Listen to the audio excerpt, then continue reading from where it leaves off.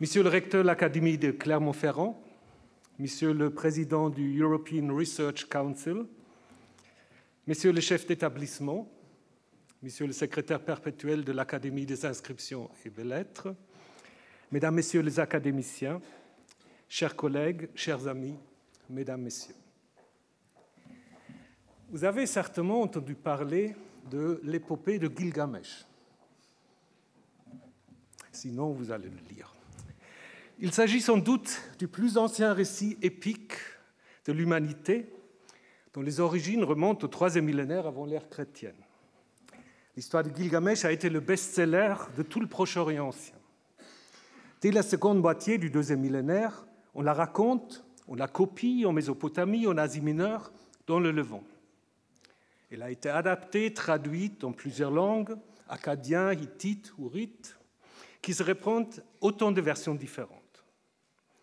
Durant le premier millénaire se développe une version standard de l'épopée, datant des environs de 650 avant l'ère chrétienne, retrouvée dans Ninive, dans la bibliothèque du roi assyrien Assurbanipal. Cette épopée, qui a circulé tout au long du croissant fertile, a sans doute été utilisée comme exercice dans les écoles de scribes, voire comme un texte éducatif pour initier les jeunes gens aisés aux grands thèmes de la condition humaine, la vie, la mort, la sexualité. L'histoire de Gilgamesh peut donc être qualifiée de littérature, mais elle n'a pas à l'origine d'auteur. En revanche, l'épopée de Gilgamesh a inspiré d'autres littératures. La relation entre Gilgamesh et son ami Enkidu peut être comparée à l'histoire de David et Jonathan dans le livre de Samuel, qui se trouve dans la Bible hébraïque. Il existe à l'intérieur du récit de la quête de Gilgamesh pour trouver un remède contre la mort, longue quête qu'on poursuit jusqu'à aujourd'hui, l'histoire du déluge, qui est attestée dans d'autres versions, en Mésopotamie, dans la Bible, mais aussi dans des textes provenant des mondes asiatiques. Et finalement, le conseil que donne à Gilgamesh une mystérieuse tenancière de jouir de la vie et d'abandonner la quête du sens, souvent appelée Carpe Diem, se retrouve dans un livre biblique du IIIe siècle avant l'ère chrétienne, Qoéleth, l'Ecclésiaste, et ensuite dans de nombreux autres textes de la littérature mondiale. Ces exemples montrent que, comme le dit William Marx, que Antoine Compagnon va présenter dans un instant, l'œuvre singulière existe à peine par elle-même. Elle se détache toujours sur un fond plus ou moins perceptible d'autres œuvres, d'autres textes, parmi lesquels elle fait sens et qui orientent notre compréhension. Il faut donc comparer pour comprendre, comparer aussi pour questionner le concept de littérature. C'est pour cela, vous l'avez remarqué, que l'intitulé de la chaire que William Marx va inaugurer ce soir est au pluriel. En prononçant, on ne l'entend pas, mais littérature comparée avec des S. En tant que discipline universitaire, la littérature comparée a vu le jour dans le sillage de différentes sciences comparatistes apparues à la charnière du XVIIIe, XIXe siècle. L'idée de la discipline était de promouvoir la connaissance des littératures étrangères. Or, tandis que cet enseignement se répandait en Europe et en Amérique, le Collège de France n'a jamais créé de chaire se réclamant de cette discipline dans sa version la plus ample, c'est-à-dire sans mention d'aire géographique, linguistique ou culturelle délimitée. Et c'est maintenant chose faite avec cette première chaire de littérature comparée au pluriel. Si la comparaison figure explicitement dans l'intitulé, cette chaire a, et vous allez le voir, aussi et surtout comme objet de l'étude de la littérature sans la moindre limite et dans toute son étendue.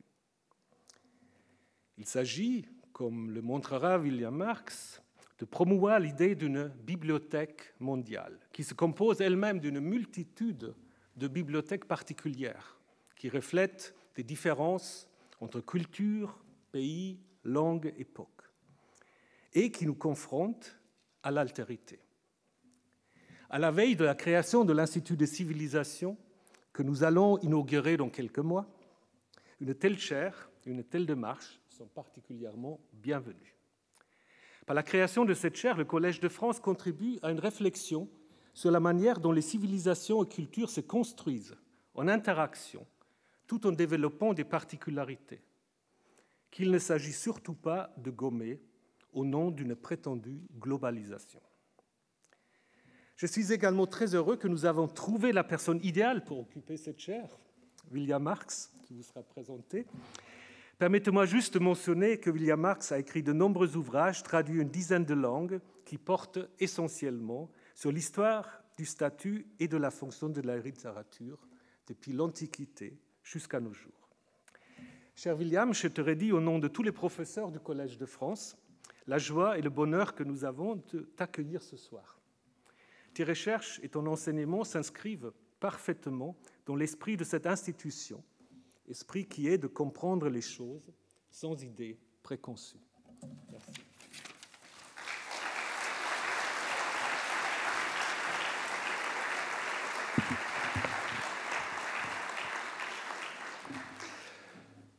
Vous êtes impatient d'écouter William Marx, d'autant plus que la primeur de sa leçon a fuité dans la presse et vous êtes alléché, et vous a alléché.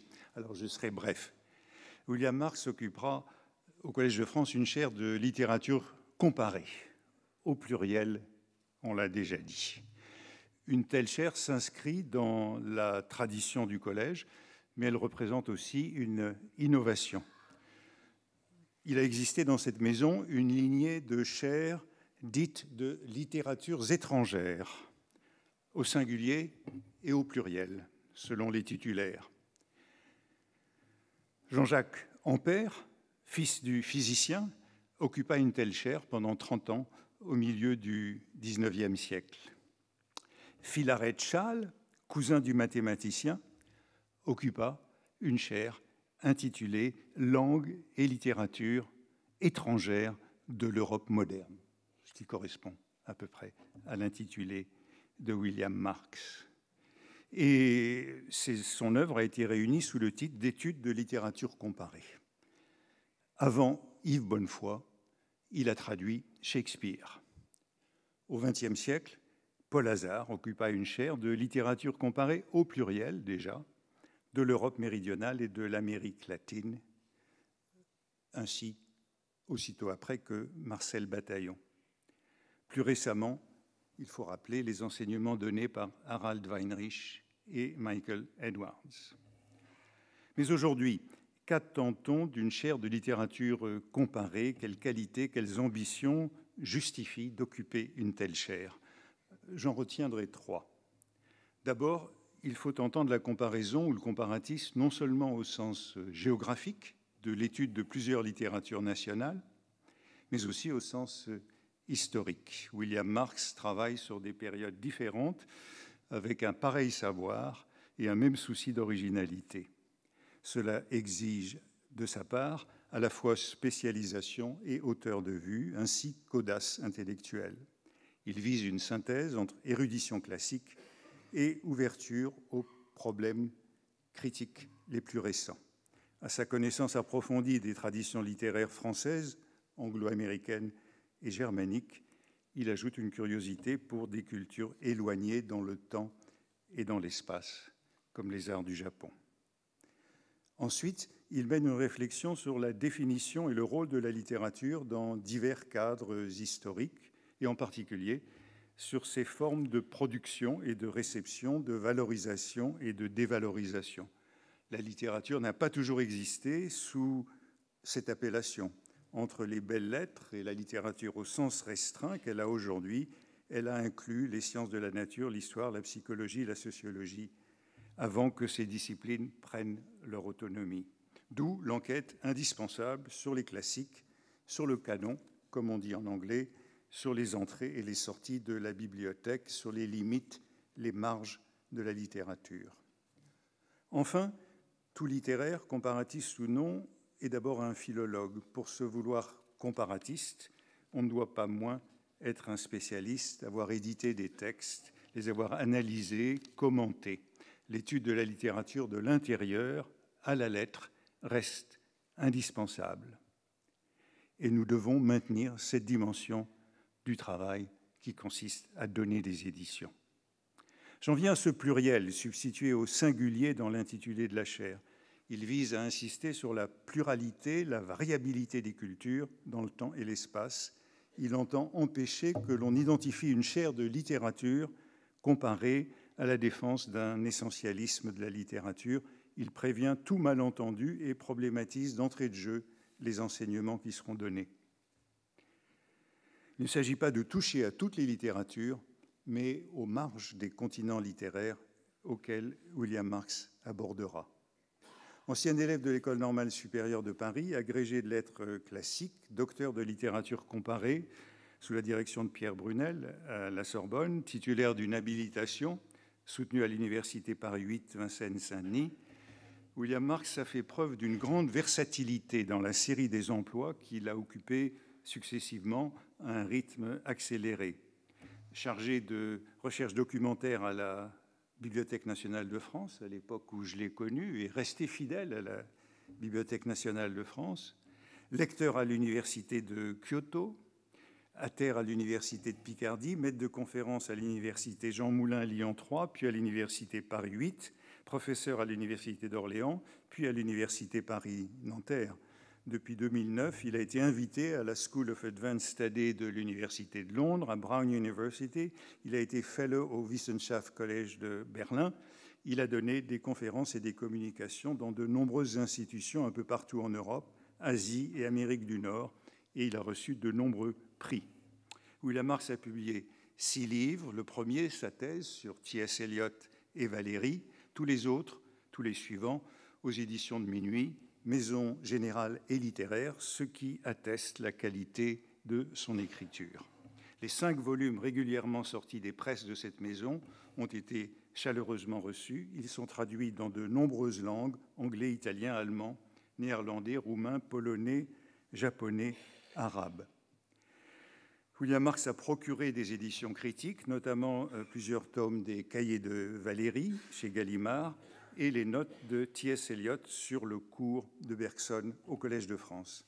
Ces nombreux articles portent sur l'Antiquité classique, la littérature et les arts depuis le XIXe siècle, autour de la question du modernisme, bien sûr, Eliot et Valéry, et la littérature générale et l'épistémologie de la discipline. Bref, ces travaux ont non seulement une dimension comparatiste solidement arrimée dans l'Antiquité grecque et dans le modernisme européen, mais aussi des ambitions rares chez les comparatistes, philologiques, anthropologiques et littéraires. Comparatiste à large ouverture de compas, il ne fait pas dans la littérature universelle ni dans la world literature, il ne cherche pas des lois générales, mais des différences instructives. Combinant une approche de la littérature par le dehors, disons qu'il n'est pas un marxiste, mais un marxien, car nul n'a posé plus franchement que Karl Marx la question de la survie des œuvres loin ou hors de leur contexte d'apparition. D'autre part, par sa fidélité au texte, son souci de retour à la lettre, de la lecture rapprochée, nous pouvons le qualifier de williamite, au sens de l'opposition des williamites et des jacobites lors de la guerre des 2 rois qui suivit la glorieuse révolution anglaise et qui mit aux prises protestants et catholiques, qui se conclut par le triomphe de la liberté civile et religieuse, car il estime que les livres sacrés peuvent aussi être lus comme des textes littéraires dans une démarche à la fois philologique et comparatiste. Il saura ainsi répondre aux défis particuliers que représente l'enseignement dans cette maison, ne point trop décevoir ni le public cultivé, ni le public expert, ni enfin le public plus pointu qui, quel que soit le sujet traité, en sait toujours plus que le professeur. Bienvenue ici, cher William, et à vous la parole. Merci.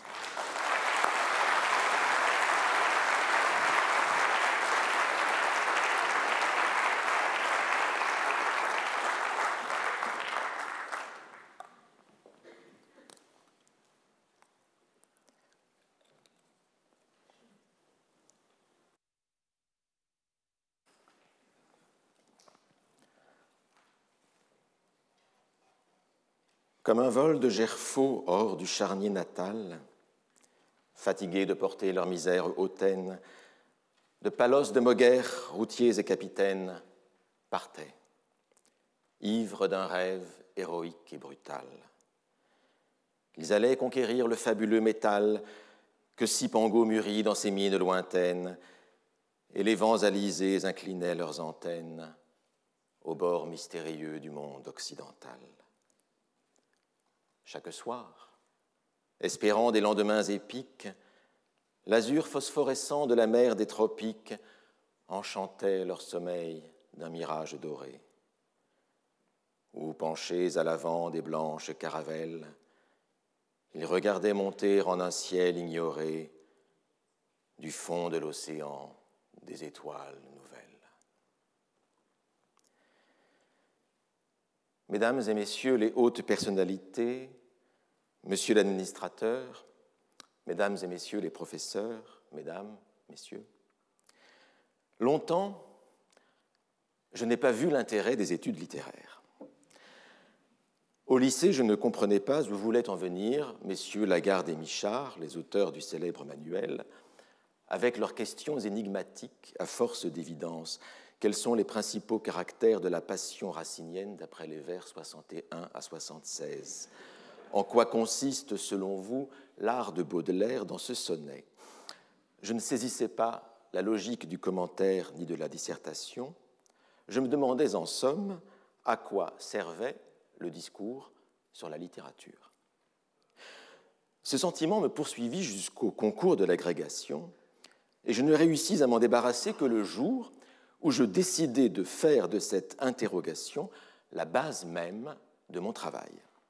Du moment où, saisi d'une folle présomption, je compris que mon problème avec la littérature n'était peut-être rien d'autre que le problème de la littérature, je fus en paix avec moi-même.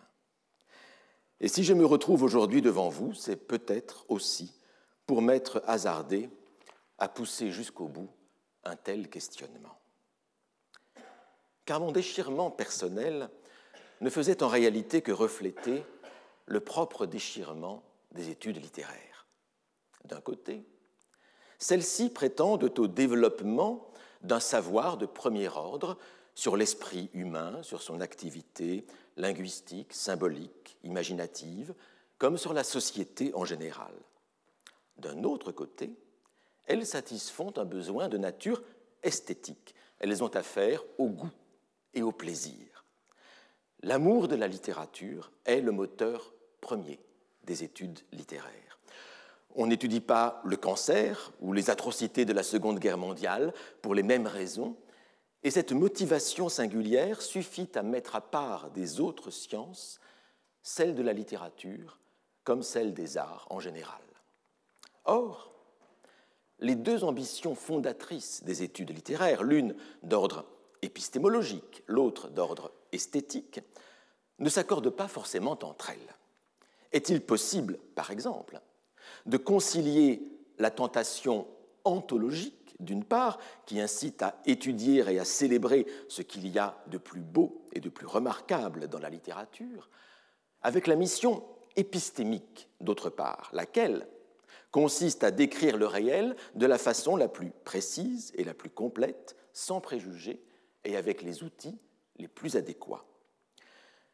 Le littéraire que je suis vit dans cette instabilité fondamentale, ou cet écartèlement permanent entre le choix et la totalité, entre la participation à l'expérience esthétique et littéraire telle qu'elle s'est historiquement constituée et l'objectivation de cette même expérience, entre la séduction et la dissection.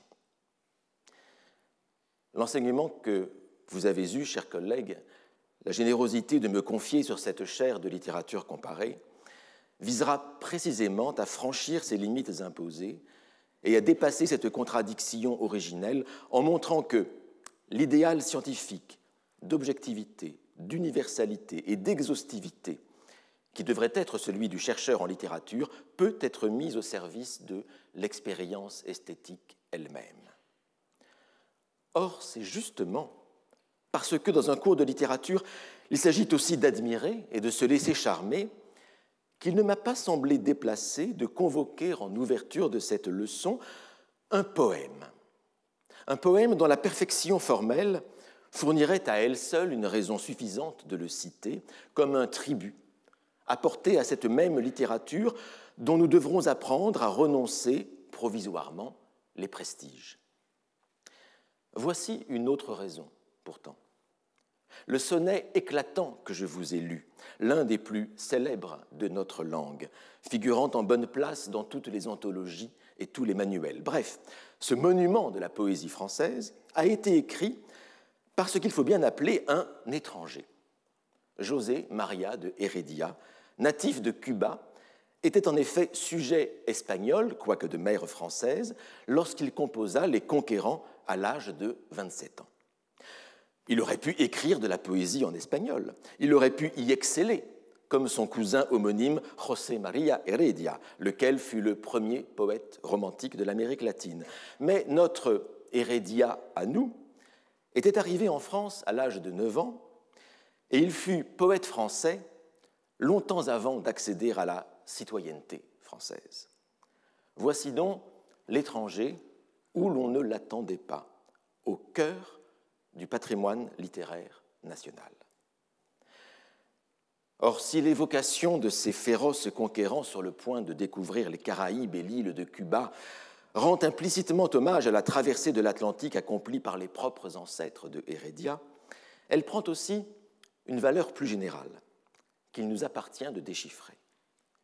Le voyage dont parle le poème se double en effet d'un déplacement plus intime qui conduit des richesses temporelles violemment désirées par les conquérants à la découverte inattendue d'un autre type de trésor, gratuit celui-là, et parfaitement intangible. La mystérieuse beauté d'un ciel inconnu, l'apparition d'astres ignorés, le surgissement du nouveau au sein d'une voûte cosmique qu'on croyait éternelle et toujours semblable à elle-même. On pourrait dire aussi bien le surgissement, dans un monde brutal dominé par les puissances matérielles, de valeurs radicalement autres, l'apparition de la sphère esthétique, le miroitement de cette beauté pure à laquelle aspire le poète Heredia dans le cadre du mouvement parnassien, la transcendance d'une autre destinée possible offerte à l'existence humaine, celle de la littérature. C'est sous ce signe, signum, c'est-à-dire constellation en latin, sous ces étoiles favorables, que je souhaiterais ouvrir ici les travaux de cette chaire de littérature comparée. Signe de l'étranger accueilli, de l'autre dans le même et du même dans l'autre, de la découverte de ciels ignorés, de la quête de fabuleux trésors, de la rencontre aussi périlleuse qu'exaltante entre des civilisations éloignées, signe aussi de l'erreur productive, celle de ces conquérants du XVe siècle qui, croyant trouver le Japon, découvrirent l'Amérique. À nous aussi, désormais, il faudra lever l'ancre, incliner nos antennes, passer les bords mystérieux de nos littératures, de nos habitudes acquises, et partir en quête de ces littératures étrangères, de ces textes différents et lointains, quitte, comme Christophe Colomb, à nous tromper et à découvrir en chemin d'autres trésors que ceux que nous espérions. Tel est le prix à payer lorsqu'on va vers le véritable inconnu. Aller vers l'inconnu et l'étranger, telle fut en effet toujours, mesdames, messieurs, la vocation de la littérature comparée. En tant que discipline universitaire, comme l'a rappelé l'administrateur tout à l'heure, elle se développa dans le sillage des diverses sciences comparées apparues à la charnière du XVIIIe et XIXe siècle, avec pour mission d'ouvrir les esprits à la connaissance des littératures étrangères en complément de l'enseignement spécifique dont la littérature nationale devenait enfin l'objet. Or, tandis que l'enseignement de la littérature comparée se répandait en Europe et en Amérique, le Collège de France montra plus de réticence. S'il offrit durant les 2 derniers siècles plusieurs chaires de littératures étrangères, comme l'a dit Antoine Compagnon tout à l'heure, s'il mit à l'honneur la méthode comparative dans de nombreuses disciplines, en littérature, toutefois, des limitations d'ordre géographique et linguistique prévalurent souvent contre l'idéal purement comparatiste. Ainsi, Le même Jean-Jacques Ampère, qui quelques années plus tôt souhaitait se vouer à la littérature comparée de toutes les poésies, prit-il en 1833 une chaire plus traditionnelle de littérature française, même si les littératures étrangères, évidemment, l'intéressaient énormément. Philarète-Chasles, qui avait donné auparavant à l'Athénée royal un cours de littérature étrangère comparée, fut élu en 1841 sur une chaire de langues et littératures d'origine germanique, tandis qu'Edgar Quinet, de l'autre côté, prenait celle de langues et littératures de l'Europe méridionale, selon une bipartition de l'Europe chère à Madame de Staël. Sous le Second Empire, Chasles profita de l'exil de Quinet pour réunifier le continent. Du haut de sa chaire provisoirement rebaptisée « Langues et littératures étrangères de l'Europe moderne », il professa plusieurs années de suite une histoire comparative des littératures du Nord et du Midi de l'Europe. Le retour d'exil de Quinet marqua également le retour à la subdivision des littératures européennes en aires linguistiques distinctes. La notion la plus explicite de comparaison littéraire fit au collège son entrée officielle avec Paul Hazard, élu en 1925 à la chaire d'Histoire des littératures comparées de l'Europe méridionale et de l'Amérique latine. Histoire des littératures comparées. La formule empruntée à Ampère rassemblait de manière un peu bancale deux idées en une, et l'on devine que le terme d'histoire venait apporter au titre de la chaire une certaine positivité dont paraissait manquer la seule idée de comparaison. Au reste, le successeur de Hazard, Marcel Bataillon, fit tomber l'allusion explicite à la comparaison dans l'intitulé de sa chaire de Langues et littératures de la péninsule ibérique et de l'Amérique latine. Il n'en devint pas moins, par la suite, le premier président de la Société nationale française de littérature comparée, aujourd'hui Société française de littérature générale et comparée, puis président de l'Association internationale de littérature comparée.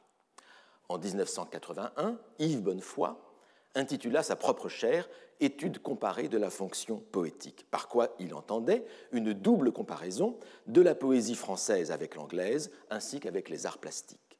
Quant à la chaire de langues et littératures romanes créée pour Harald Weinrich en 1992, elle impliquait un comparatisme de faits propre à la romanistique de tradition allemande dont la chaire de Carlo Ossola porte encore l'empreinte.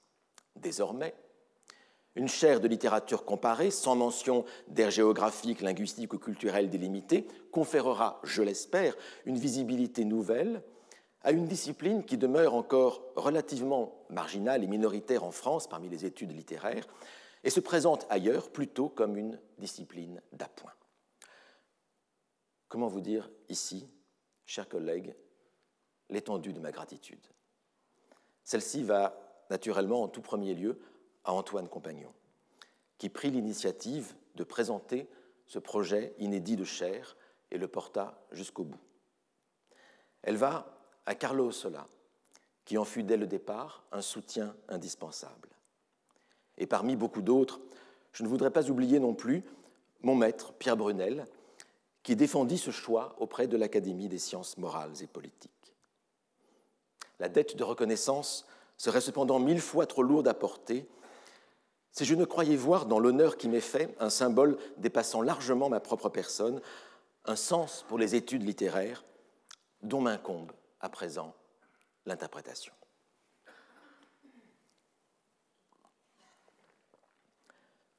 Une chose est en effet, mesdames, messieurs, de résumer à grands traits l'histoire institutionnelle de la littérature comparée, autre chose de montrer le sens profond de telles recherches, l'intention qu'elles portent. Littérature française, littérature anglaise, littérature médiévale, on voit à peu près ce dont il s'agit. Mais littérature comparée. Comparée avec quoi, du reste? Plus souvent qu'à son tour, la question m'est posée par la famille, par les voisins, avec une curiosité sincère, et je tente de répondre pied à pied. C'est, dis-je alors, la littérature comparée avec elle-même, c'est-à-dire avec d'autres littératures. Ce sont les littératures comparées entre elles. L'emploi absolu de l'adjectif « comparé », sans complément, ouvre comme un vide, un manque fondamental que les comparatistes s'échinent à combler. Clairement, la comparaison donne moyen de sortir de l'aporie de toute science non expérimentale, fondée sur l'interprétation, à savoir l'impossibilité de reproduire les faits.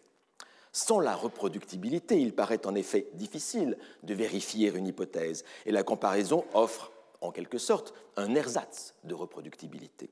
On ne reproduit pas l'expérience à proprement parler, mais on fait comme si l'on variait les conditions de l'expérience.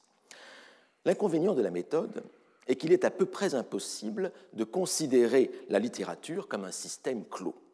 Quels paramètres varient réellement lorsque je considère tel fait d'abord en France, puis en Allemagne?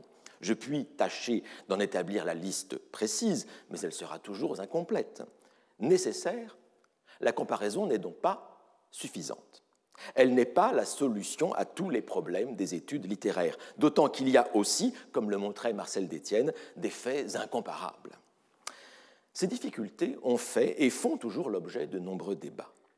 Et depuis plus d'un demi-siècle, en gros, depuis la querelle fameuse qui, en 1958, opposa à Chapel Hill les tenants d'une littérature comparée à la française, attachée au modèle positiviste, aux questions d'influence et aux rapports de fait, et ceux d'une littérature comparée américaine à dimension plus théorique et générale, la discipline semble plonger dans une crise permanente de définition, tant et si bien que l'on a parfois l'impression, dans les congrès comparatistes, que la littérature comparée n'aurait d'autre objet que de réfléchir à sa propre essence, à ses buts, à sa mission et à sa méthode.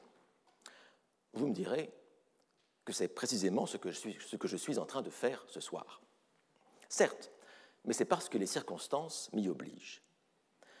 Aussi voudrais-je aujourd'hui m'affranchir de mes derniers scrupules et dire ici le fond de ma pensée, un peu brutalement peut-être.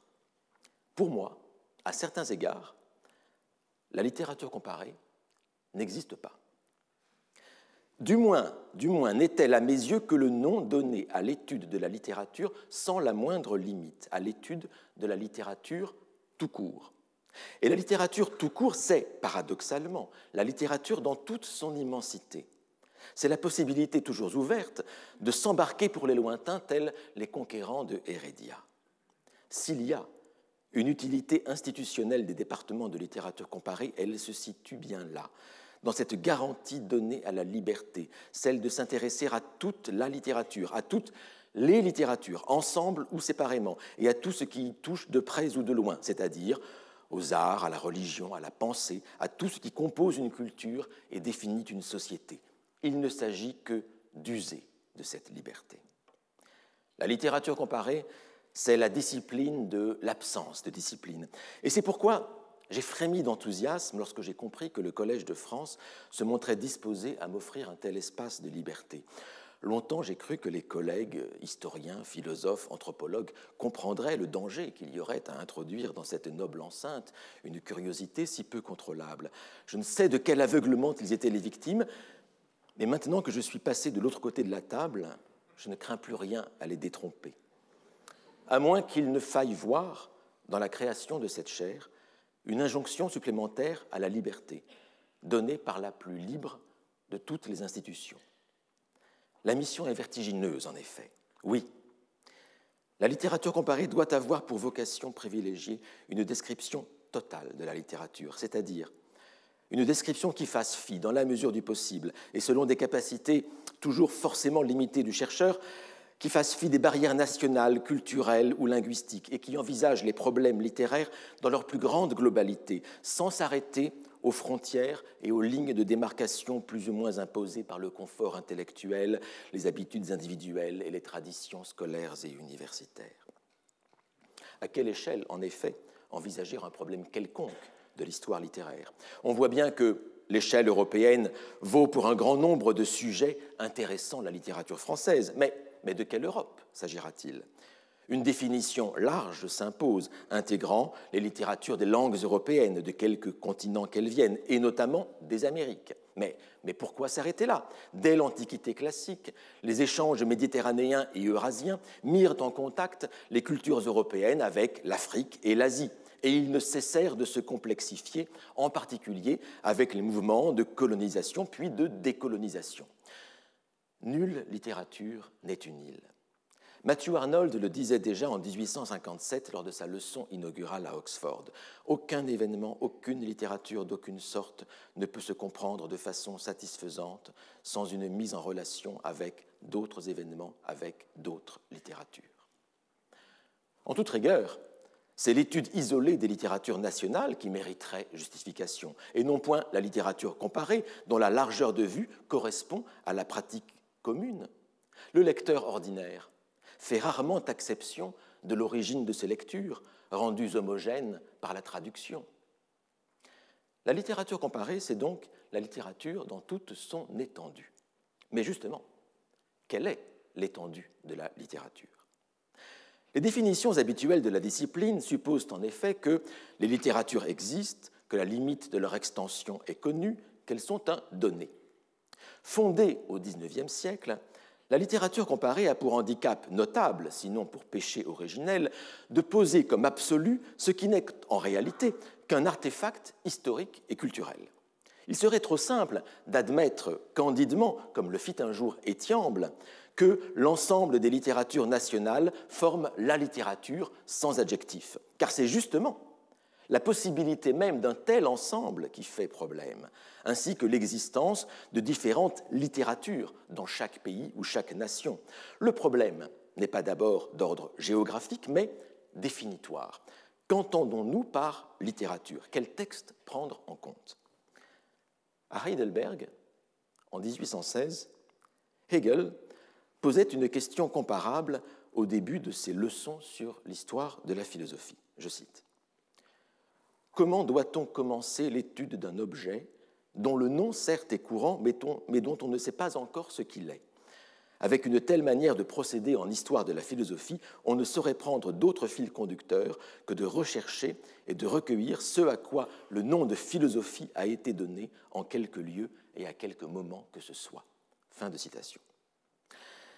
Si, plutôt que de cette recension nominaliste des usages, Hegel trouve par la suite préférable de partir du concept même de philosophie, c'est peut-être que la philosophie, en tant que travail des concepts, se prête elle-même naturellement à la conceptualisation, qui constitue en quelque sorte une approche émique de la discipline. Les pratiques littéraires, quant à elles, dispersées sur un temps et un espace bien plus vastes que les exercices philosophiques, et bien moins européocentrés que ces derniers, se laisse moins commodément subsumer sous un concept suffisamment pertinent. Lire toute la littérature supposerait déjà de savoir ce qu'elle est. Est-elle ce qui nous a été transmis sous ce nom par l'école ou par la tradition? Mais le nom a varié avec le temps, et le périmètre qu'il définit n'a pas toujours eu l'unité que nous lui attribuons aujourd'hui. La littérature est-elle tout ce qui a été publié? Mais l'acte de publication, au sens moderne du terme, n'a pas toujours existé. Que faire, du reste, de ce qui a été rejeté par les éditeurs? Quel sort réservé à ce qui n'a pas été envoyé à un éditeur, mais est écrit pour soi? Que faire de la presse? Que faire des productions orales? De façon générale, on n'étudie pas la littérature sans faire de découpage. On découpe la littérature dans l'ensemble des faits sociaux, on découpe ce qu'on nomme littérature parmi un ensemble de textes, on découpe une littérature dans l'ensemble des textes qui existent dans le monde. L'histoire littéraire s'édifie ainsi sur des listes restreintes et le plus souvent arbitraires d'œuvres et d'auteurs dont les carences et les béances donnent le vertige. Canons multiples selon les domaines, variables selon les milieux, les classes sociales et les époques, et d'usages non moins divers. Or, dans la plupart des cas, rien ne garantit la représentativité qu'on se plaît à leur prêter dans le dessein de justifier des généralisations trop commodes. Si la littérature comparée peut avoir une utilité, elle est justement de proposer une critique générale des canons et des corpus sur lesquels se fondent nos connaissances littéraires. Elle est de mettre en évidence les strates multiples et disparates dont se compose le corpus nommé littérature et les filtres de toute nature qui s'y sont accumulés. Tout discours sur la littérature, toute pratique de la littérature, comme lecteur ou comme créateur, suppose en effet une certaine vision du littéraire, d'une façon plus ou moins manifeste et à l'insu ou non du sujet. Et cette vision, le plus souvent complètement implicite et informulée, est exprimable en concepts qui relèvent, quant à eux, de la théorie explicite. Or, cette théorie, le plus souvent inconsciente, a une histoire, non moins que la théorie des théoriciens. Dans une culture donnée, on ne conçoit pas la littérature de la même manière d'un siècle à l'autre. La littérature comparée ne repose pas seulement sur la comparaison entre des littératures et des cultures différentes, car cette différence recherchée est en réalité, si l'on y veut bien regarder de plus près, interne aux littératures et aux cultures considérées. On peut et l'on doit donc sortir d'un paradigme comparatiste rigidifiant que l'on a parfois reproché à la discipline, un paradigme construisant des objets prédéterminés, nationaux par exemple, la France et l'Allemagne, trop aisément opposables l'un à l'autre. On peut et l'on doit en sortir en considérant la variabilité en synchronie et en diachronie des conceptions de la littérature à l'intérieur d'un même ensemble, depuis l'Antiquité jusqu'à l'époque la plus récente. C'est pourquoi j'ai tenu à ce que l'intitulé de cette chaire fût mis au pluriel et qu'il y fût proposé l'étude non pas de la littérature, mais des littératures comparées. Il convient de postuler d'abord la diversité, une diversité non seulement linguistique, ce qui serait une définition bien trop restrictive et simpliste de la littérature comparée, mais culturelle et anthropologique. Dans cette perspective, l'étude des littératures modernes aurait de quoi s'inspirer utilement des méthodes et questionnements des sciences de l'Antiquité, telles que les ont développées notamment Jean-Pierre Vernant ou Florence Dupont. Et je dois avouer que ma propre sensibilité à la problématisation anthropologique de la littérature doit sans doute beaucoup à ma formation d'antiquisant ainsi qu'à mon expérience de vie à Cipango, je veux dire au Japon. On n'assiste pas impunément à une représentation de No ou à une danse rituelle dans un sanctuaire shintoïste. Sur cette chaire, intitulée « Littérature comparée », au pluriel et sans déterminant de lieu ou de temps, il s'agira donc d'explorer une problématique, celle de la littérature elle-même, de sa nature, de son corpus, de sa fonction et de sa variabilité historique et culturelle. Il conviendra de penser résolument la littérature depuis l'extérieur, hors de tous nos implicites, en resituant toute proposition sur la littérature dans le cadre d'une histoire des théories de la littérature, entendue comme une histoire des conceptions et des imaginaires de la littérature, c'est-à-dire, en dernier ressort, comme une histoire des littératures, ou plutôt des objets successifs ou concomitants au sein d'une même société ou dans des sociétés diverses que, rétrospectivement, par convention et commodité de langage, nous rassemblons à présent sous le nom de littérature. Développer une telle description de la littérature, construire une histoire des canons, ce n'est pas seulement raconter une histoire ou faire avancer la science, c'est changer notre lecture des œuvres. Ce n'est pas la même œuvre, en effet, que nous lisons lorsque nous mettons en rapport Proust avec La Princesse de Clèves ou bien avec L'Homme sans qualité, dans la grande tradition française du roman psychologique et moral, d'autre part, ou bien dans celle de la déconstruction moderniste du roman européen, d'autre part. L'œuvre singulière existe à peine par elle-même. Elle se détache toujours sur un fond plus ou moins perceptible d'autres œuvres, d'autres textes, parmi lesquels elle fait sens et qui orientent notre compréhension. Tout canon crée une série qui enferme l'œuvre dans un système de signification.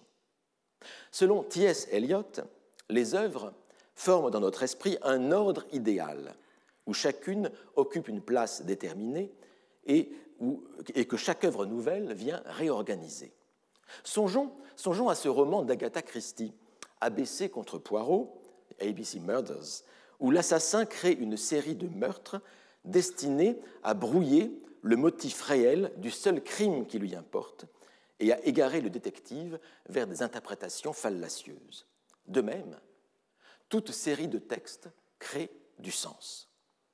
La différence, toutefois, entre le crime et la littérature, c'est qu'aucune œuvre littéraire n'est indépendante d'une série. Aucune ne se lit isolément. Toute lecture, que nous en ayons conscience ou non, est une lecture comparée. Or, une telle puissance créatrice et herméneutique de la comparaison m'oblige à travailler en littéraire, et non pas seulement en historien. Ce qui importe à mon regard, c'est aussi la façon dont les œuvres sont lues aujourd'hui, et seront lus demain. Ici se concentrent la fragilité et le déchirement spécifiques liés à ma position. Alors que tout mon travail vise à historiciser ma posture de lecteur, historicisation ne vaut pas annulation. Tout en éprouvant la relativité et la singularité historique de ma propre conception de la littérature, moins la mienne propre du reste que celle de l'époque et de la culture auquel j'appartiens, je ne peux pas ne pas persévérer dans mon être et continuer à lire les textes et à partager mon goût pour la littérature comme je l'ai toujours fait. Cet écartèlement ironique entre la distance historique et la participation esthétique, je le crois toutefois productif de sens et d'imagination, sinon de science.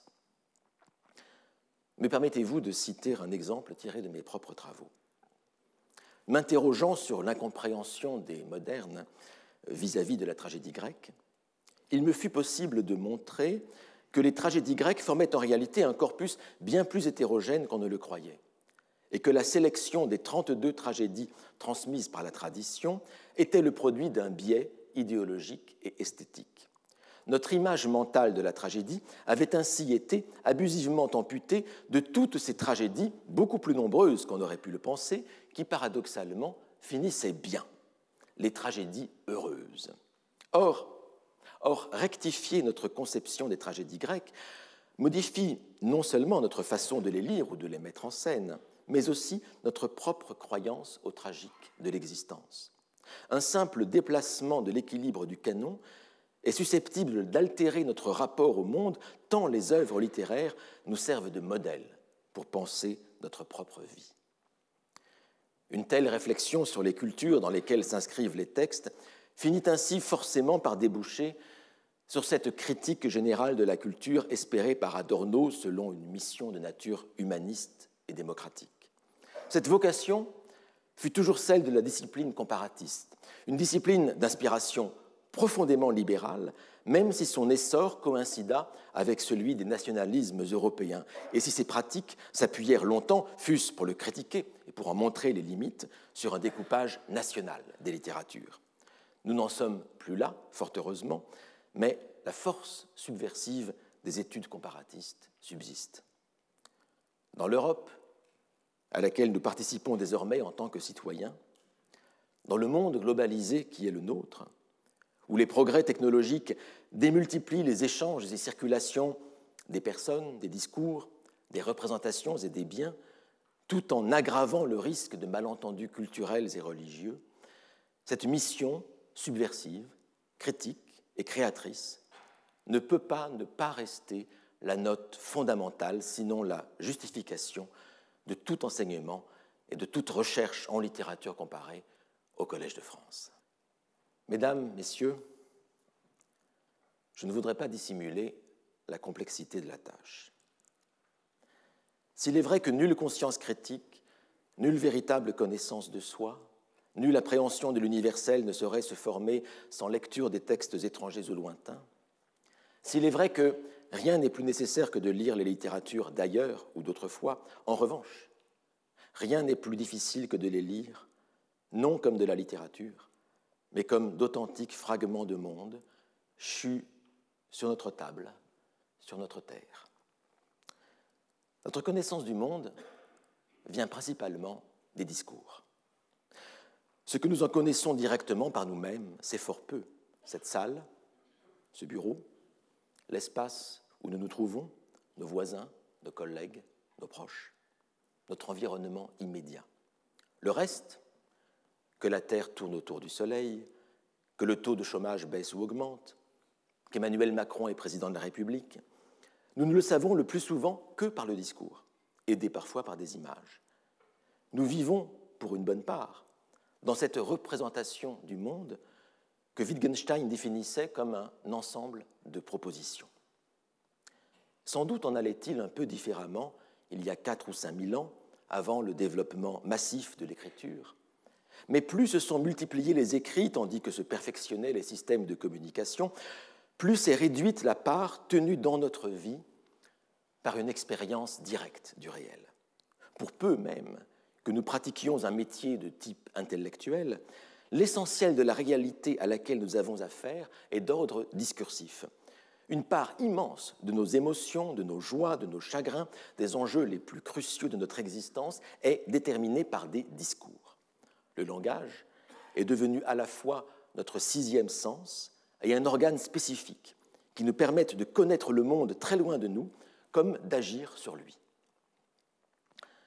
Or, les œuvres sont aussi faites de langage, c'est-à-dire de la substance même dont se tisse la majeure partie de notre relation au monde, mais un langage tel, ou employé dans des conditions telles, que certaines de ces œuvres ont la capacité de survivre aux circonstances mêmes de leur création et de subsister comme des bulles d'expérience flottant dans les marges de la logosphère, des bulles d'expérience ou, comme Erich Auerbach les nommait, des formes de vie, Lebensformen, venues d'autres temps et d'autres lieux, auxquels nous avons la capacité de toujours nous référer et qui ont jusqu'au pouvoir de nous transformer.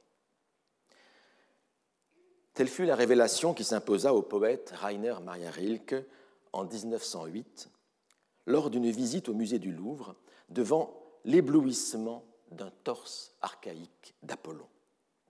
Cette pierre, écrit-il, cette pierre, par tous ses confins éclate, telle une étoile, car il n'est là aucun lieu qui ne te voie.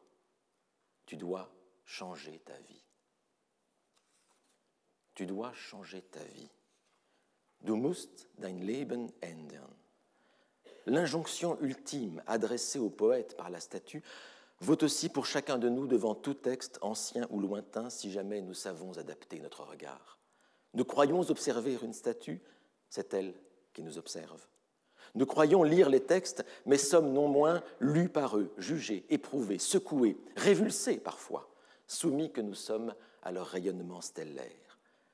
Comme dans le sonnet de Heredia, la seule évocation de l'étoile, autrement dit, l'évidence sensible d'un autre monde, suffit à nous inviter à une conversion non seulement esthétique, mais proprement existentielle et morale. Tu dois changer ta vie. Et tu dois aussi changer ta façon de penser, au moins provisoirement. Tu dois entrer dans d'autres mœurs, d'autres usages, d'autres parlures, masquées parfois par des similitudes trompeuses. Chaque texte enclôt une expérience, chaque texte confronte à une altérité, mais cette altérité ne se donne pas comme telle, elle doit être conquise et comprise de haute lutte. Deux dangers guettent en effet le lecteur. Le premier serait d'être aveugle aux différences, de voir des stéréotypes partout, de tout ramener au même, de niveler les œuvres. Le second danger, symétrique du premier, serait de ne pas prendre conscience des a priori et des stéréotypes de sa propre lecture. Plane dans les deux cas la menace du contresens et de l'ennui. Revenons encore, si vous le voulez bien, à ces étoiles nouvelles que voyaient monter au ciel les conquérants de Heredia. En 1905, un officier de marine expliqua qu'en réalité, les étoiles ne montaient pas de l'horizon, mais descendaient du zénith. Et il s'ensuivit dans le journal Le Temps une longue polémique, jusqu'au jour où un lecteur fit remarquer que les navigateurs pouvaient aussi bien voir ces étoiles en bas, reflétées par l'océan. Et en effet, ces étoiles nouvelles représentaient moins une réalité astronomique qu'elles ne reflétaient une longue, très longue histoire littéraire, remontant leur généalogie bien plus haut que la découverte du Nouveau Monde. Dans la Pharsale de Lucain, elles apparaissaient sous la forme d'aliena sidera, les étoiles d'autrui, ces ciels étrangers sous lesquels veut s'enfuir Pompée.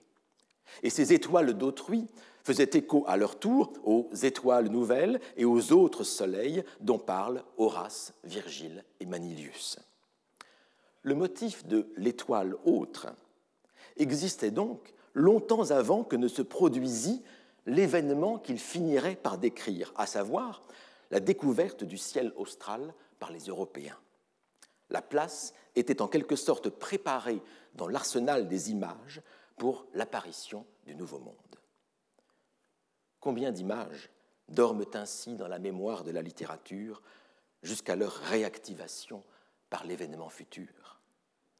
Réactivation du signifiant, mais aussi d'une époque à l'autre, d'une culture à l'autre, mutation du signifié. Si bien qu'il n'y a ici que l'apparence d'un stéréotype. La littérature fonctionne comme un immense gisement d'images et de formes en expansion constante, mais dont le sens est toujours susceptible d'être actualisé selon les circonstances. Le continuum entre le langage et notre expérience du monde, notre besoin ou notre désir d'un référent, confèrent à tout énoncé littéraire la capacité de se raccrocher à une portion de réalité.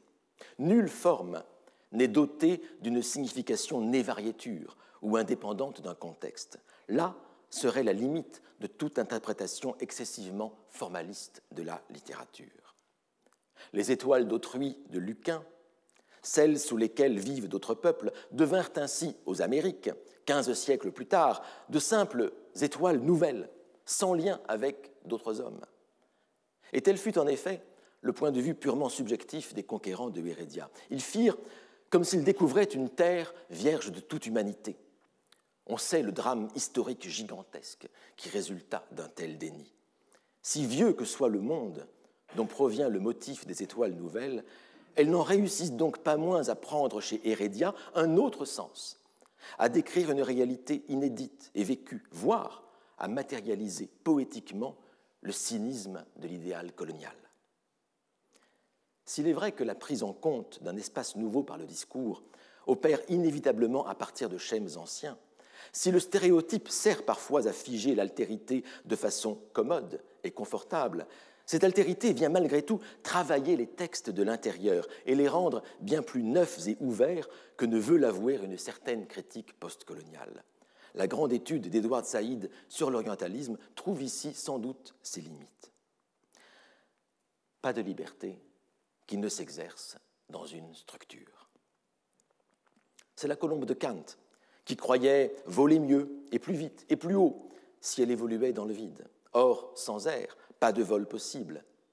Et pas davantage de littérature sans langue ni culture, sans mythe ni lieu commun. La langue est fasciste. Elle oblige à dire, affirmait ici même Roland Barthes. Mais la capacité de tricher avec elle, il la nommait littérature. La langue est fasciste, mais 10 langues ensemble sont moins fascistes qu'une seule. Et 10 littératures forment autant de libertés nouvelles. Ne lire en effet qu'une seule littérature, c'est se condamner à en faire un point aveugle. Plutôt que de dire ce qu'est la littérature ou notre littérature, disons d'abord ce qu'elle n'est pas. Quelles sont ses marges, ses alentours? Observons-la depuis les littératures autres.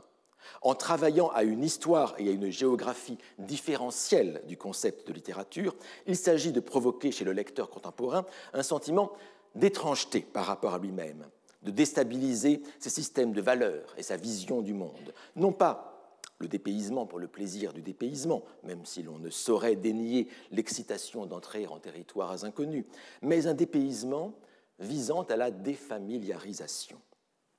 Les limites à franchir ne sont pas placées seulement dans l'objet littéraire qu'il convient d'observer à distance suffisante, mais aussi dans le sujet, inconscient des œillères imposées par sa propre culture. Or, le premier obstacle à faire tomber le principal problème de la littérature, c'est la littérature elle-même.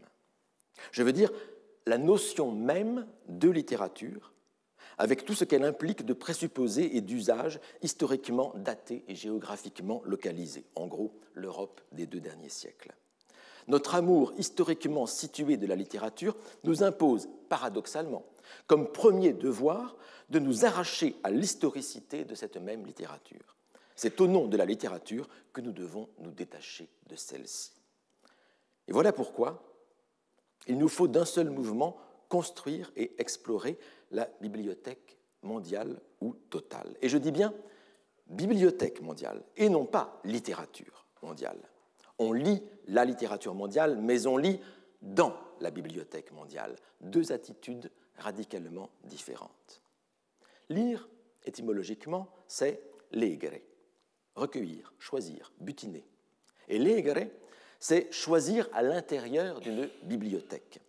Nous avons tous en nous des bibliothèques inconscientes, des bibliothèques mentales, des bibliothèques invisibles qui donnent sens à chaque texte littéraire et clôturent également sa signification. Il est donc illusoire de penser qu'il serait possible d'échapper au canon ou à la bibliothèque. Seule une autre bibliothèque peut nous sauver de la bibliothèque. Mais le travail de défamiliarisation devra recommencer avec cette nouvelle bibliothèque et ainsi de suite. D'où la naïveté des canon wars, de ces guerres de canons qui font rage de l'autre côté de l'Atlantique. Les canons sont inévitables et il n'en est aucun de parfait. Il ne faut pas remplacer un canon par un autre, mais multiplier les canons, les superposer, en utiliser plusieurs de façon concomitante et surtout en garder la mémoire. Promouvoir l'idée d'une bibliothèque mondiale, c'est précisément s'opposer à la world literature conçue comme l'ensemble des textes qui surnagent, comme l'écume du patrimoine mondial, comme le palmarès ultime ou le canon suprême. Quand elle n'est pas l'étude légitime et distanciée des mécanismes de transfert culturel et de mondialisation de la littérature mondiale, aujourd'hui rebaptisée Global Literature, implique en réalité la compétition généralisée entre les textes, parallèles à celle où s'affrontent puissances dominantes et émergentes. La valorisation bienvenue de littératures jusqu'alors négligées minore souvent de facto les littératures européennes, tout en préservant les privilèges de la sphère anglophone et notamment du pays qui prétend incarner et résumer à lui seul toute diversité. La prétendue abolition du point de vue particulier menace d'ériger en neutralité objective un point de vue dominant au seul bénéfice d'un impérialisme culturel et linguistique. C'est l'ultime ruse du pouvoir pour étouffer la diversité sous ombre de la favoriser. La Bibliothèque mondiale, au contraire, rassemble une myriade de bibliothèques hétérogènes, chacune à envisager selon ses propres critères, ses propres hiérarchies et classifications.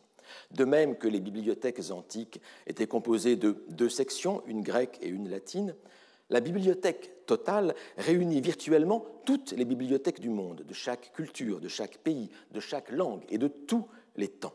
Il s'y trouve bien des objets qui ne sont pas des livres et à peine des textes, et qui n'ont qu'un fort lointain rapport avec ce qu'on nomme aujourd'hui littérature. Peu importe si, en pratique, nous n'en connaîtrons jamais qu'une partie infime. La Bibliothèque mondiale n'est pas une institution réelle, mais un concept opératoire, un instrument scientifique, un protocole de lecture, une façon particulière d'aborder les œuvres. La littérature mondiale exalte les chefs-d'œuvre et les textes exemplaires. La Bibliothèque mondiale ne veut pas négliger les minores et les œuvres oubliées. La littérature mondiale sélectionne les textes qui survivent à la traduction. La Bibliothèque mondiale trouve plus intéressants les textes qui passent difficilement l'épreuve de la traduction, précisément parce que ces textes enclosent une altérité plus forte. La littérature mondiale, qui n'est souvent qu'un simple présentisme, étend les textes sur le lit de Procuste d'un regard surplombant et unifiant, et les soumettent aux exigences idéologiques et morales d'un hic et nunc enflé du sentiment de sa supériorité légitime ou prétendue. La Bibliothèque mondiale, appuyée sur la philologie, envisage chaque texte dans sa singularité et dans celle de l'époque et de la culture d'où il vient. La littérature mondiale fait triompher le sujet, la Bibliothèque mondiale transforme le lecteur.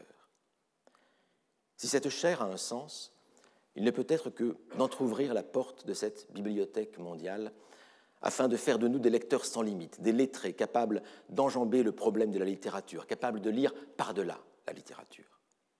Ce n'est nullement un hasard si l'idée de littérature mondiale, de Weltliteratur, émergea à l'époque de Goethe, juste après que se fût cristallisé le concept de la littérature elle-même. En tant qu'art du langage autonome à vocation universelle, d'une intellectualité supérieure, détachée le plus possible de son contexte, la littérature devint alors la grande décontextualisatrice, la phagocyteuse par excellence, ingérant tous les textes épars pour en faire sa matière propre. Une lecture littéraire fait sens de tout, elle décontextualise le plus possible, elle voit dans chaque texte un objet autonome et confère au lecteur une toute-puissance interprétative. Tout est susceptible d'être lu comme littérature. La tragédie grecque comme le mvet du peuple Fang, le bardo-todol tibétain comme les sagas islandaises.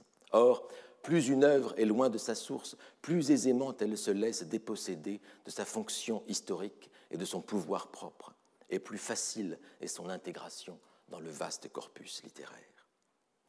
Un tel processus ne va pas sans engendrer quelques tensions admirablement illustrées par l'Ode sur une urne grecque de John Keats, lorsqu'après un saisissant moment d'angoisse herméneutique face à l'énigme de l'objet antique détaché de son contexte, le poète romantique se résigne finalement à la récupération de l'œuvre dans l'ordre de l'esthétique pure, où l'appréciation formelle tient lieu de connaissance.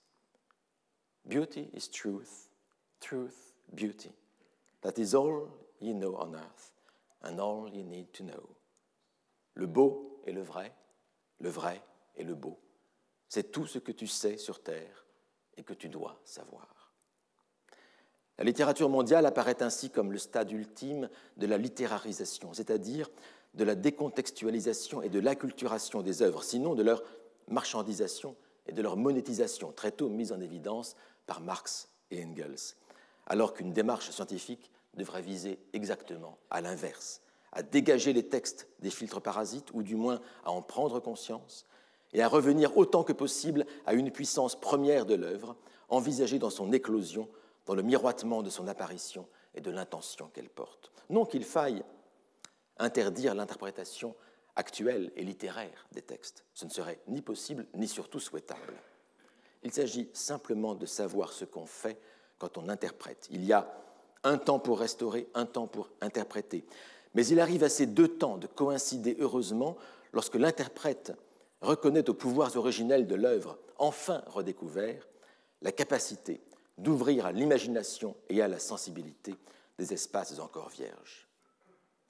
Tenter d'abolir le point de vue particulier d'un lecteur français de ce début du XXIe siècle par un radical et définitif dépouillement de soi, ce serait vouloir faire l'ange et nous conduirait inévitablement, comme Orphée Eurydice, à perdre l'objet de notre recherche au moment même où nous le pensions saisir.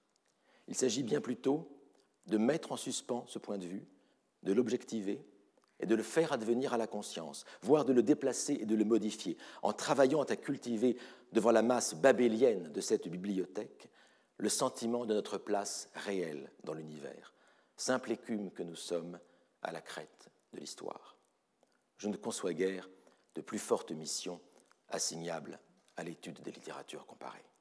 Mesdames, Messieurs, je ne voudrais pas conclure sans faire un dernier aveu. L'insuffisance est le lot indéfectible du comparatisme. Quand j'étais encore étudiant en doctorat de littérature comparée au Japon, un ami scientifique avait demandé au comparatiste que j'étais quelle était la spécificité des littératures romanes par rapport aux autres littératures européennes.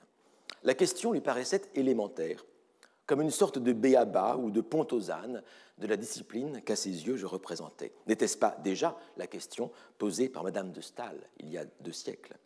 Or, j'étais bien en peine de lui répondre, et encore aujourd'hui, je ne suis guère plus avancé. Mais cette question de la spécificité éventuelle des littératures romanes est souvent revenue à mon esprit comme le type même de problème peut être insoluble, quoique très simple à formuler.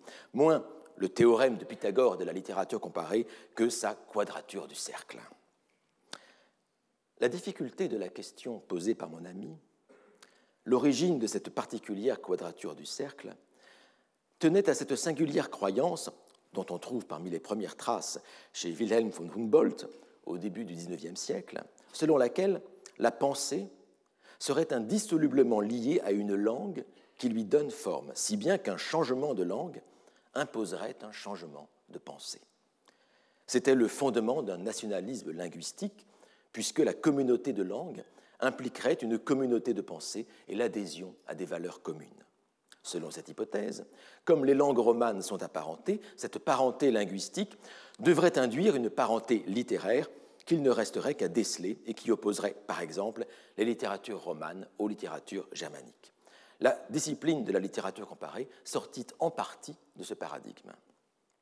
Or, dans la pratique, s'il est vrai qu'une pensée s'inscrit dans une langue, s'il est conseillé pour la mieux saisir dans toutes ses nuances de connaître la langue dans laquelle cette pensée s'est d'abord écrite, il n'en demeure pas moins que les pensées restent traduisibles et que ces traductions indéfiniment perfectibles sont susceptibles de glose et de scolie pour expliciter éventuellement ce qui n'a pas pu être traduit.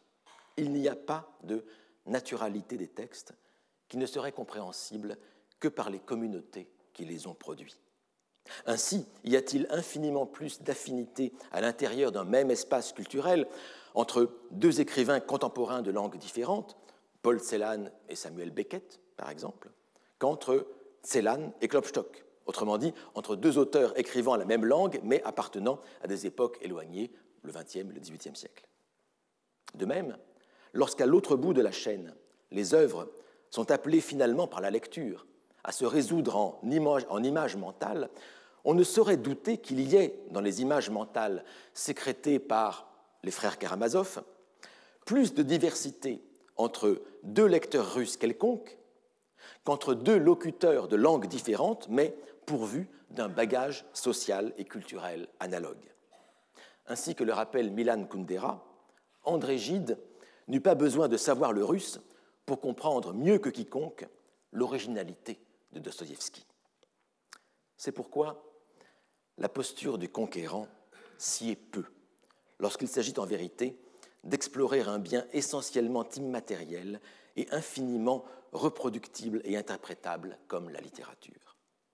Si les frises du Parthénon ne peuvent être admirées à la fois à Londres et à Athènes, on ne lèse en revanche nul brahmane en étudiant à Paris la Bhagavad Gita ou en proposant des lectures. Le prétendu délit d'appropriation culturelle n'est qu'une arme au service de la limitation de la liberté de pensée et du cloisonnement des peuples et des cultures. Or, la perméabilité des cultures et la circulation des œuvres sont une donnée fondamentale de leur histoire, même si nous savons au prix de quelles transformations ou trahisons. La démarche comparatiste oscille de fait entre deux pôles opposés, la tentation de la ressemblance, voire de l'identité d'une part, et l'affirmation de la différence d'autre part. La comparaison affranchit de l'œuvre singulière, elle émancipe de la figure de l'auteur. Grande est alors la tentation d'envisager l'œuvre ainsi détachée comme une partie d'un grand tout et de considérer la multiplicité des littératures à la façon d'Emerson et de Borges, sinon d'Averroès, comme les productions d'un unique esprit humain semblable à lui-même, toujours et partout, ou comme un seul et même texte dont s'écrirait continuellement le rouleau depuis la nuit des temps. Mais une conscience veille en principe qui doit ramener le comparatiste à l'irréductibilité des singularités et des contextes, et c'est seulement au prix de cette tension permanente entre l'esprit avec un grand E et l'individu, entre l'universel et le singulier, que peut s'engager un dialogue sincère et respectueux entre les œuvres et entre les cultures. Il reste toutefois au lecteur sans limite à gérer l'angoisse de la totalité dans une Europe devenue organique et dans un monde mondialisé. Comment n'oublier personne? Comment ne blesser personne? Où s'arrêter? Prévaudra toujours l'idée que le corpus n'est pas clos, pas complet, qu'il pourrait et devrait toujours être complété. Ce désir d'un absent, de ce qui pourrait légitimer un choix toujours arbitraire, ce désir d'une totalité impossible à atteindre, cette conscience d'un manque irréductible, voilà qui confère peut-être à la littérature comparée la qualité d'une discipline au sens d'une discipline de pensée, à la fois jouissance et ascèse. Il faudra donc assumer ce sentiment d'incomplétude, assumer l'ignorance et nos propres limites, malgré tout maintenues, autrement dit, se réserver la possibilité d'une découverte ultérieure. Il faudra se résigner à présenter un savoir non pas en blanc et noir, mais en gris, selon une éthique et une épistémologie de la modestie, en assortissant chaque proposition d'une restriction au moins in petto, sous réserve de, sous bénéfice d'inventaire. Sans doute peut-il paraître étrange, en ce temple du savoir, de revendiquer l'ignorance. Non pas n'importe quelle ignorance toutefois, mais l'ignorance consciente, sur le modèle de Socrate. Non pas docet omnia, mais docet quasi omnia. Ou mieux encore, à l'instar de la devise plaisamment attribuée à Pic de la Mirandole, docet omnia et quaedam alia. Enseigner toutes choses et un peu plus encore. Gardons toujours une porte ouverte, acceptons l'existence d'un ailleurs de la totalité, laquelle ne peut être qu'un rêve, tel, en un ciel ignoré, l'espérance d'étoiles nouvelles. Paul Valéry le disait en cette place. Je vous rappelle que l'objet de ce cours n'est pas d'enseigner, mais d'éveiller. Non pas de rendre certaines choses plus faciles, mais au contraire plus difficiles devant vous. Non pas de résoudre des problèmes, mais d'en énoncer, de dresser des obstacles là où vous marchez librement. On ne pose pas sans risque le problème de la littérature en tant que littérature. Et si j'arrive ici avec plus de questions que de réponses, il ne faut pas s'en étonner. La littérature comparée, ou la lecture sans limite, par-delà la littérature, est d'abord une démarche interrogative. Si elle peut permettre de révoquer en doute des savoirs trop assurés, de perturber des habitudes trop ancrées, de déstabiliser des notions trop figées, ce sera à lui seul un bénéfice énorme et suffisant. Qu'elle se contente de proposer une leçon de prudence et de modestie face à l'immensité des savoirs mis en jeu et à la complexité et la diversité des corpus, ce sera déjà bien. Le comparatisme, et je terminerai par ces mots, mesdames, messieurs, le comparatisme est une inquiétude.